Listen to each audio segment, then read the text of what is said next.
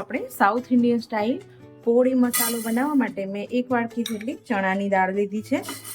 ચણાની દાળ જેટલી ચણાની દાળ લીધી છે તે જ વાટકીથી હું અડદની દાળ લઉં છું. તો બંને દાળને આપણે સરસ એવી મસ્ત એવી પહેલાં રોસ્ટ કરી લઈશું. જેમાં જે એનો પાણીનો ભાગ હોય એ એકદમ કોરી થઈ જાય દાળ આપણી અને ક્રશ કરવામાં આપણે તકલીફ ના પડે. તો આ રીતે 1 વાટકી ચણાની દાળ અને 1 વાટકી અડદની દાળ, તો બંને દાળ સેમ સરખા માપમાં જ લઈ લેવાની છે અને સરસ એવી રોસ્ટ કરી લેવાની છે. તો અહીંયા આપણી દાળ સરસ એવી શેકાઈ ગઈ છે અને ઉપર ગોલ્ડન બ્રાઉન કલરની થવા લાગી છે. તો હવે આપણી દાળ સરસ એવી રોસ્ટ થઈ ગઈ છે બંને દાળ. તો એને આપણે આ રીતે કોઈ બી વાસણમાં કાઢી અને ઠંડી થવા દઈશું દાળને. અને હવે આપણે એડ કરીશું અહીંયા સૂકા લાલ મરચાં, અને મેં અહીંયા 1 આટલો આંબલીનો ટુકડો લીધો છે અને મીઠો લીમડો લીધો છે. તો એનું માપ તમારે પરફેક્ટ એનું કોઈ મેઝરમેન્ટ નથી. અને થોડું આપણે ઓઇલ નાખીશું. તો અહીંયા આપણે તેલ મીઠા લીમડાને એકદમ કડક ક્રિસ્પી ના થઈ જાય ને ત્યાં સુધી આપણે શેકી લેવાનું છે 1 ચમચી તેલ નાખીને. તો અહીંયા આપણા મરચાં અને મીઠો લીમડો બંને સતરાઈ ગયા છે. તો આને પણ આપણે ઉતારી લઈશું. આપણે એકદમ original authentic south Indian test આવે ને એ રીતના પોળી મસાલો બનાવવાનો છે. તો આનું કોઈ પરફેક્ટ મેઝરમેન્ટ નથી. મરચાં તીખા હોય એ પ્રમાણે તમે લઈ શકો છો, વધારે ઓછા લઈ શકો છો. તો આને હવે આપણે આને પણ ઠંડુ કરી લેશું. તો અહીંયા આપણે જોઈ શકીએ છીએ આપણો એકદમ મીઠો લીમડો એકદમ કડક અને ક્રિસ્પી થઈ ગયો છે.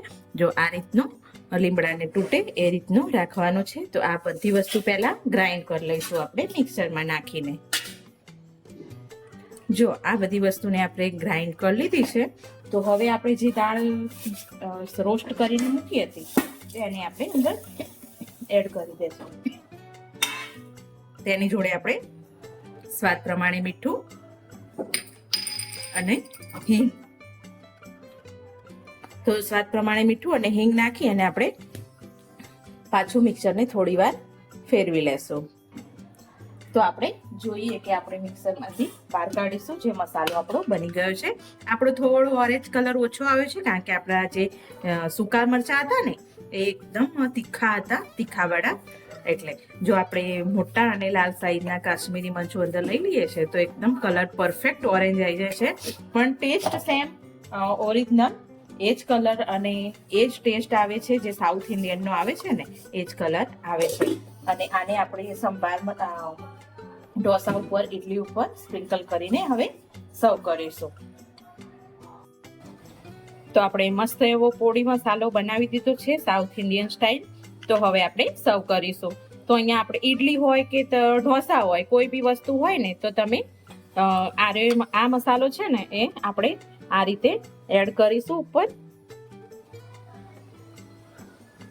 એકદમ સ્પેશિયલ મસાલો, સેમ સાઉથ ઇન્ડિયન જેવો જ ટેસ્ટ આવશે.